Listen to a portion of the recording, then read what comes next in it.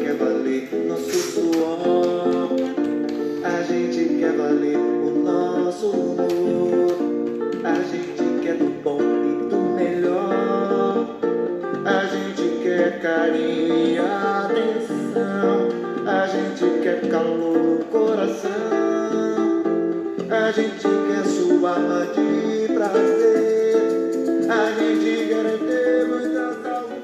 Bom dia, amigos e amigas, bom dia, senhores e senhoras. Eu sou Daniel Nonato. Obrigado a você que está presente em nossa live matutina. Lembrando a todos e a todas que hoje, dia 4 de setembro de 2020, lembrando que já tem 6 anos que fazemos nossas lives matutinas. Um pouco mais assim, primeiro a gente começou fazendo lá no WhatsApp, os áudios diários de repetição 10 minutos. Então vamos tentar falar em 10 minutos um pouco da nossa realidade. Lembrando que ontem aqui no Rio de Janeiro, na questão da Câmara Municipal do Rio de Janeiro, eles decidiram não fazer o impeachment do senhor Crivella. O interessante é que nesse período aí foi descoberto que o Crivella usa dinheiro público para botar os leões na porta de hospitais para evitar que se tenha matérias jornalísticas criticando a sua gestão. Acho interessante que essa prática de ter servidor público colocando a serviço, aos desserviços, na verdade essa palavra desserviço encaixa melhor. É uma prática comum em nosso Rio de Janeiro. Você observa bem que aqui nas prefeituras da Baixada Fluminense, esse tipo de gente que fica, tipo assim, intimidando qualquer pessoa que fala contra o governo. Sendo que, a nível de Baixada Fluminense, a coisa é assim, um pouco mais discreta, né? A gente sabe, mas não tem certeza. Lá no Rio se tem certeza. O que deixa mais triste ainda é que a Câmara dos Vereadores, aí, a nível de Rio de Janeiro, a nível de Baixada, a nível de Brasil, é uma Câmara captada e instrumentalizada para defender os interesses do prefeito. Eu acho que essa forma de governar é uma forma estabelecida em nosso Brasil República. Não estou dizendo que a República é ruim, estou dizendo que, infelizmente, os leões, os gatos, os tigres, sei lá como quiser chamar, os cães de guarda dos poderes executivos é algo normal. Isso deixa a gente um pouco até frustrados.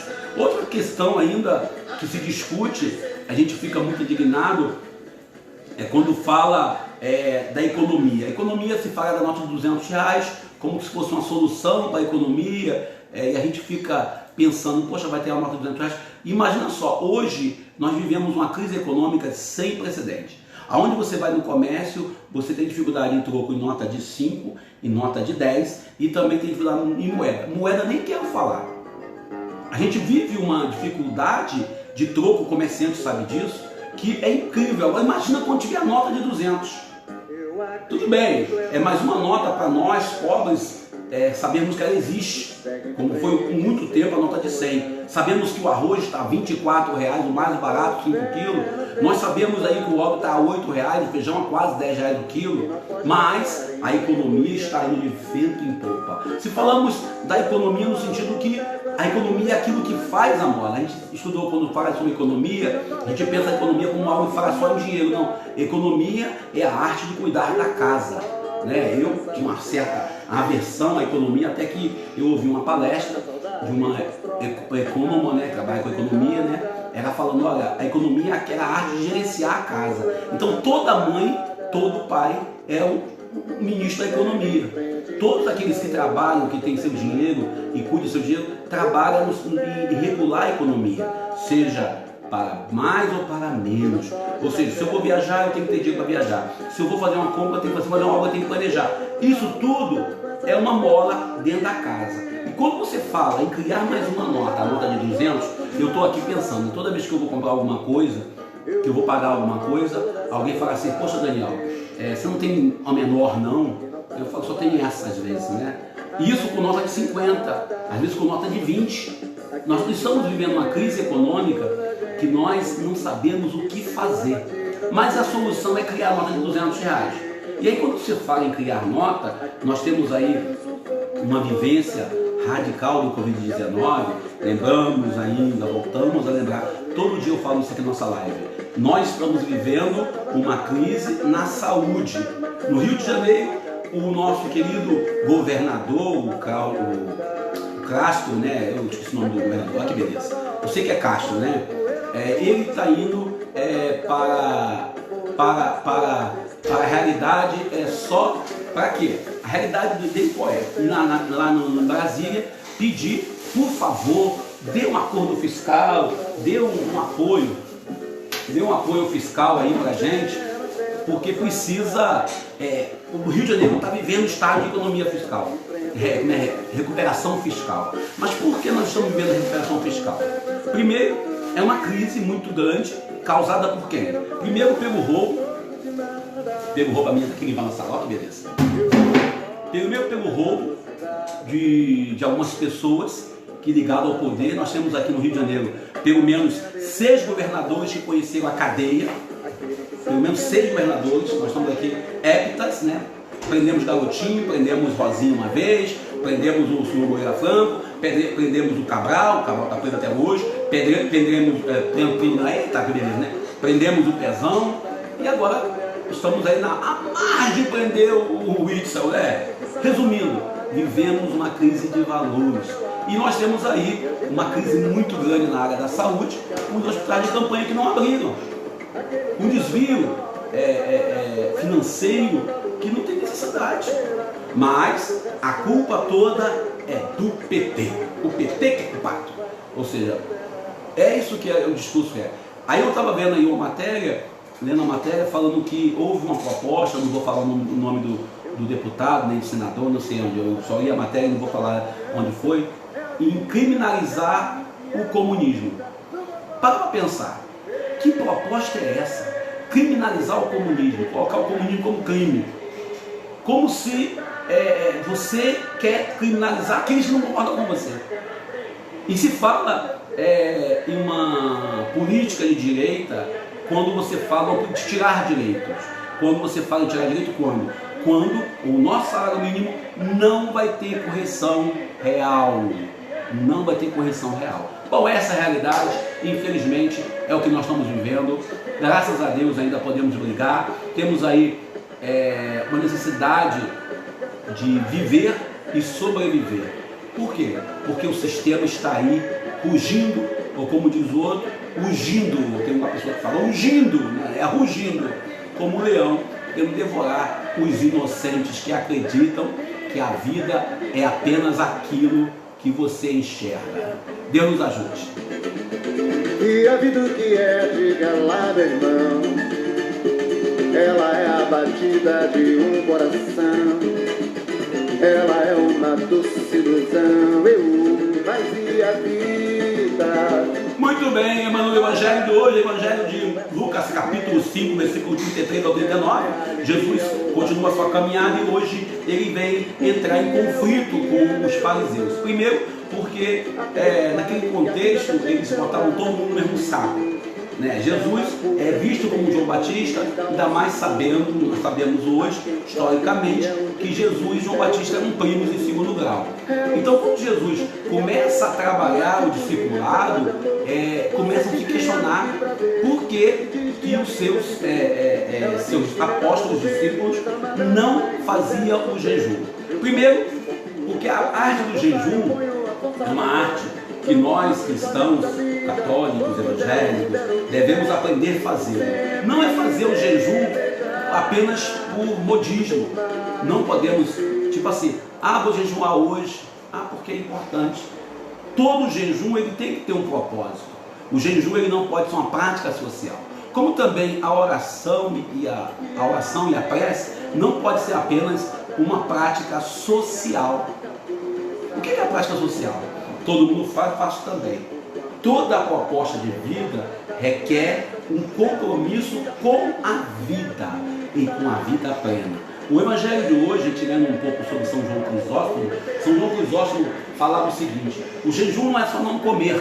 O jejum talvez seja você e eu, talvez sejamos nós cristãos, nós que temos um compromisso com Jesus, termos atitudes que nos levam a viver melhor para com o outro.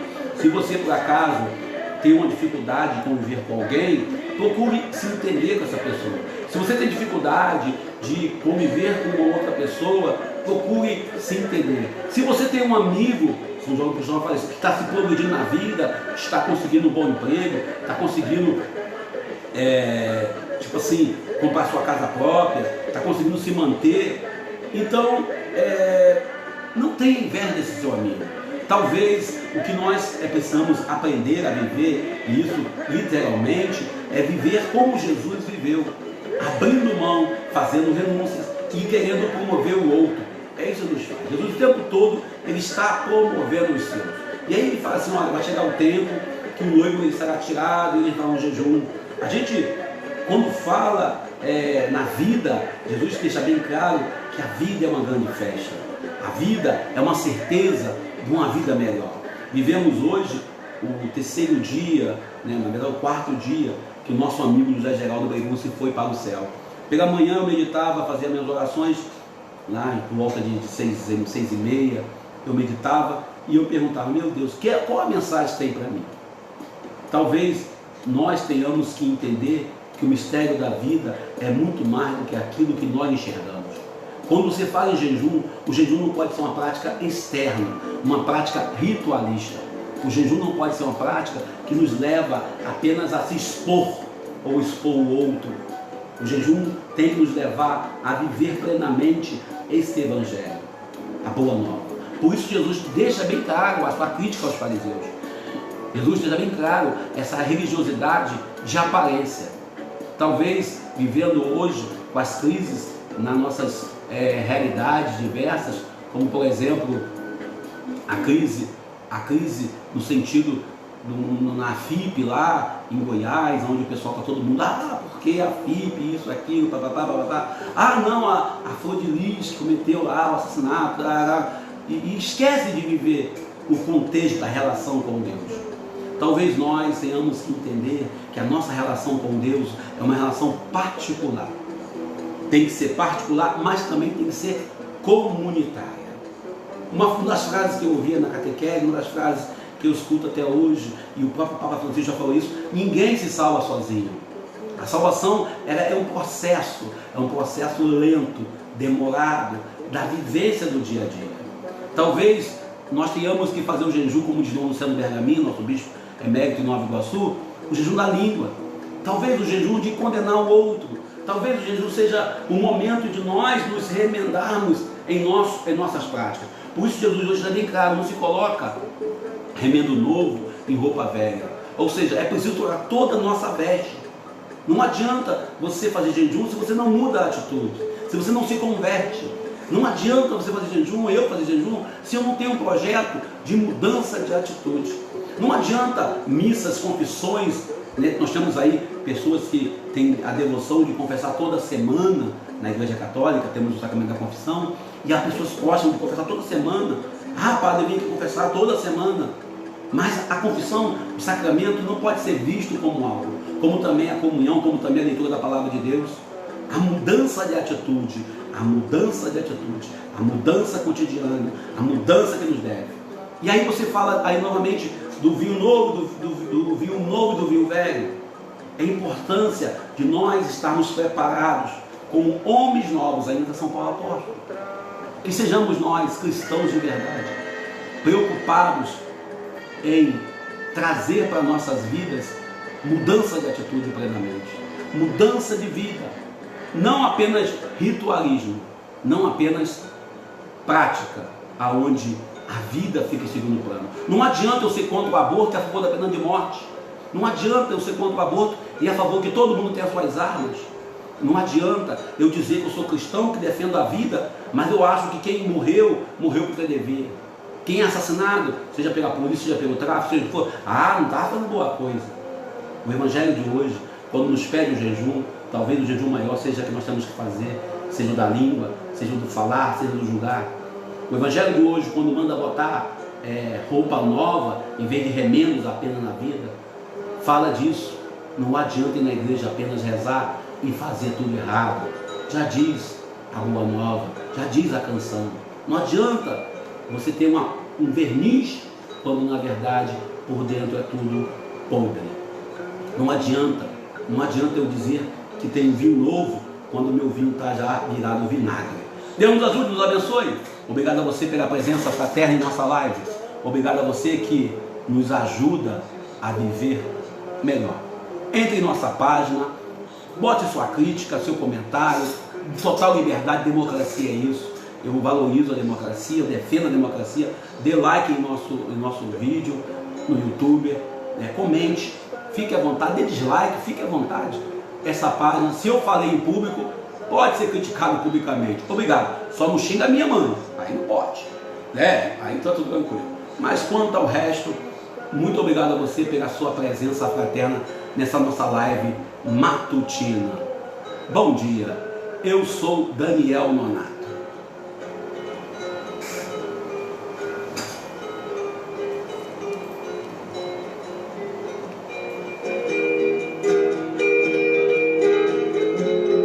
Pelos campos a fome, em grandes plantações, pelas ruas marchando, indecisos cordões, ainda fazem da flor seu mais forte refrão e acreditam nas flores, vencendo, caminhando.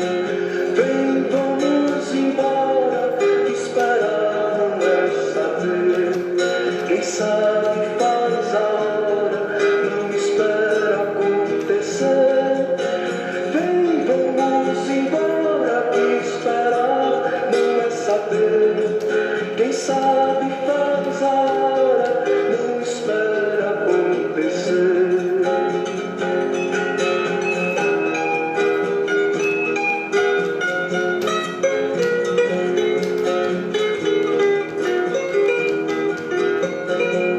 Há soldados armados, amados ou não, quase todos perdidos, de armas na mão, nos quartéis lhes ensinam